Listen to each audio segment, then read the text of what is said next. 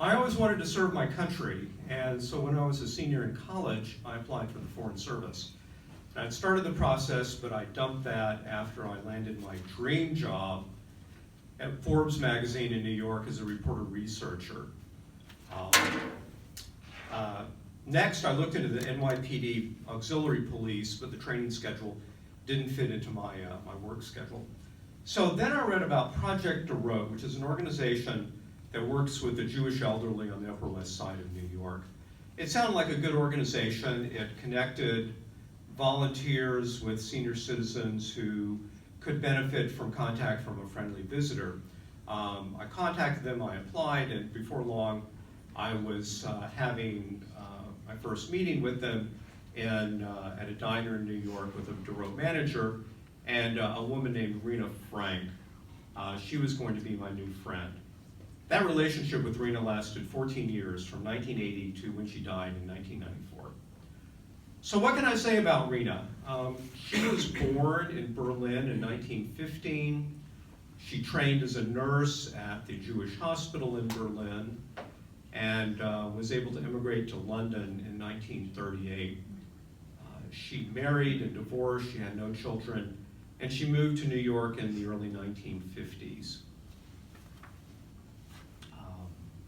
Along the way, she shortened her name from Frankenstein to Frank. Now, I lived in Brooklyn, and so I only got together with her every couple of months, given that I was working, but we still talked at least every week. And the interesting thing was that Rena was only 5 years older than my mother, but I always considered Rena more like the doting grandmother that I never had. We would talk, we would get together. Rena took a highly proprietary interest in my well-being. Whenever I would visit her at her apartment on West 102nd Street in New York, I knew I would settle in for a long afternoon of eating cucumber and cheese sandwiches, drinking tea, and having butter cookies. And then when I left, I was always burdened down with shopping bags full of food and then articles that she tore from newspapers, and occasionally the calendar that she got from the city of Berlin, which kept in touch with her. Now, one thing about Rena, she had a knack for calling me at home at very, sometimes awkward moments. One time, I had been at a holiday party at my company in New York, and I overdid it on the holiday cheer. I walked into my apartment, and sure enough, the phone was ringing. And I had to beg off on talking to her because I said, Rena, I can't talk right now, as I was throwing up in a trash can. And she said, oh dear, Van, in her accent, which was a combination of a Winnie the Pooh character and Dr. Ruth, if you know who that is. Another time, I had spent a month traveling in Europe, including meeting her nephew in London, and I had a long flight back from London to New York, JFK, got back to my apartment. As soon as I hit the door, yes, the phone was ringing, and it was Rena saying, oh, hello, Van. I just wanted to see how your trip from London had gone. And I'm pretty sure that she had been calling every 10 minutes for several hours. So what did we do? Well, Rena and I would go to Dorot events. We would go to cultural activities in New York, such as concerts, and we would walk on Broadway, and we just kind of enjoyed each other's company. She liked to talk, and a lot of our conversations were a bit on one-sided, but I was okay with that. The times that we had conflict in our relationship dealt with other women, women who I dated who took up my time and attention. And in fact, one of them was actually a woman she introduced me to.